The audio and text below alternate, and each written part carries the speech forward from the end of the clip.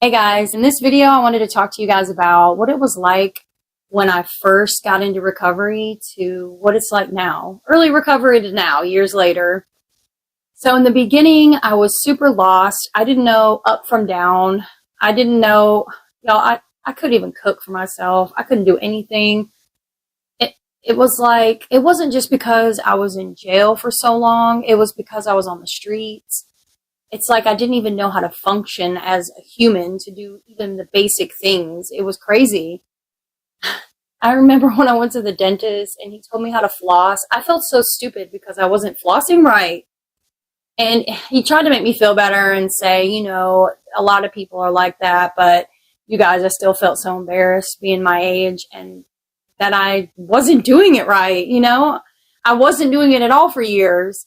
And, the whole getting into skincare and stuff, this is newer. I've always been all about the smelly good stuff, lip gloss, hand sanitizers. You can ask my family. I've always been heavy into that stuff, but skincare and Botox and all that stuff, I never cared about that stuff before. So that was something that definitely came later on in recovery. In the beginning, I was doing everything I could just to keep it together, just to stay sober. That's all I said to myself. Keep going. Just work, save money, work, pay your bills, work. And doing that kept me on the right path, and everything else just kind of fell in place as time went by. I will say it was really, really hard in the beginning, but it does get easier as time goes by. No, the cravings don't just magically go away. You still think about using, but the cravings aren't as strong as they were. It gets a little bit easier. It's like you'll think about it and be like, no, I can't do that. Versus early recovery, you think about it and you almost kind of start obsessing about it and it's hard to shake it. It does get a little bit better as time goes by. I know my life's not perfect. I know I still have things that I'm working on. But everything that's happened so far has happened the way it's supposed to happen. I truly believe that. I did everything that I felt like I needed to do in the order I needed to do it. Within reasoning. I had surgeries last year that prolonged a lot of things, a whole year of all that mess. And I know a lot of you guys were asking about the surgery, so let me just sum all that up for you real quick. So I had a kidney stone that tried to pass. It got stuck. I didn't know that. I didn't have any pain. And then all of a sudden, I started hurting really bad. And I was laying in bed, and my boyfriend's like, you need to go to the emergency room. I'm like, no, it'll go away. It's probably gas or something. And then all of a sudden, my temperature went to 103. I was so sick, y'all. My boyfriend's like, you need to go to the emergency room now. So if it wasn't for him, I don't think I would have went. I don't like going to the doctor, and I'm so thankful that he forced me to go, you guys. But when I got there, they told me that I had a kidney stone that tried to pass and got stuck in my ureter. They didn't tell me that I had sepsis. I had been in there for like a day or two before I overheard the nurses talking about it. I was like, sepsis? I've heard of that before, but I didn't know exactly what it was. And I was so out of it, you guys. I ended up being in the hospital for 5 days. And I was so scared because the nurses kept telling me if we don't get your temperature down, your organs will start to shut down. And that was so scary. I've never been that sick in my entire life. For me, that was worse than withdrawals. It was so bad.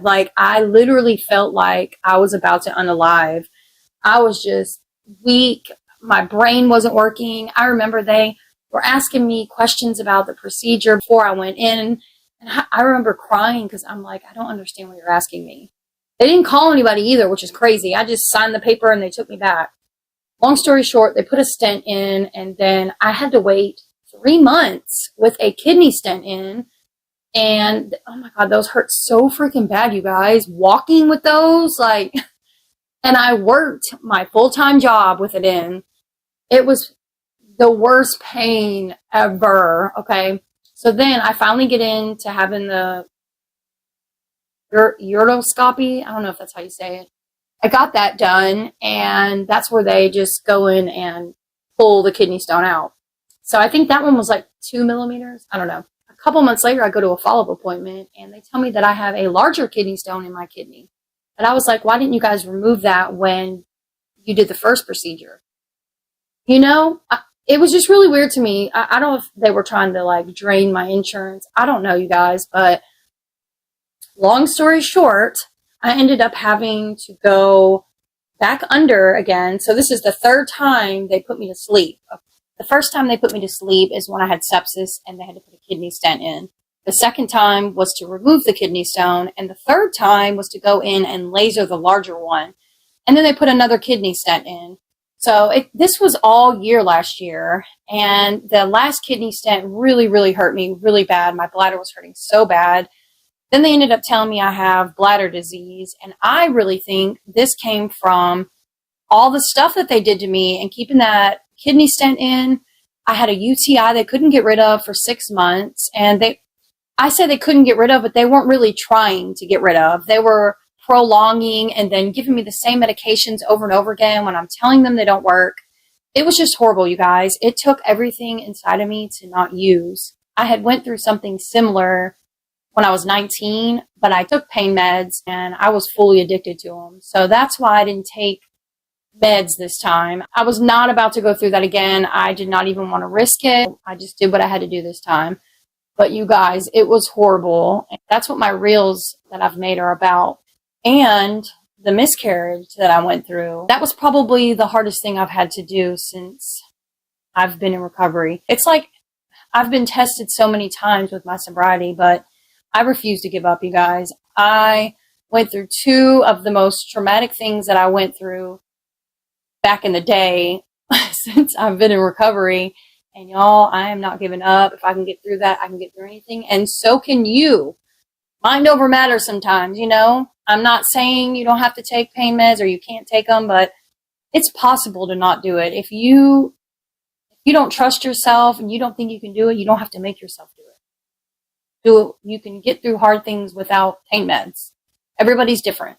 Early recovery was crazy, and then, you know, last year was crazy, and now I'm finally in a better place. I'm more at peace.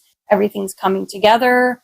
I'm getting closer and closer to reaching my last 2 goals that I have. I'm so close. I'm just trying to be patient and not rush things because my priorities, you know, I can't just quit my job, even though my job is making me very angry. Nobody wants to work there, so they put more duties on the people that are there.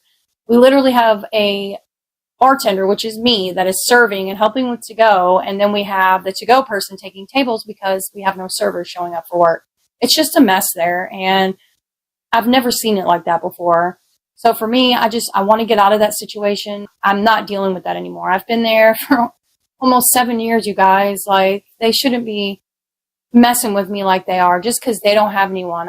I gave them my availability. I am sticking to it. I'm sticking to my schedule. I have to have a routine.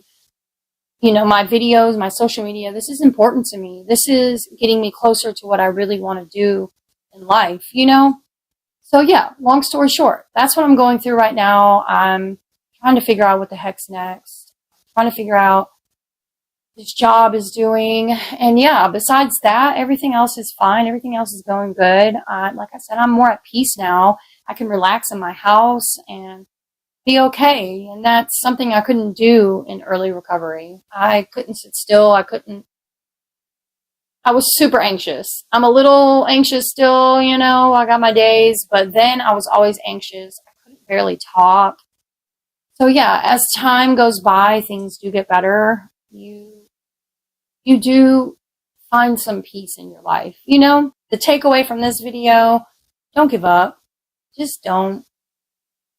It does get better. It does get a little bit easier each day.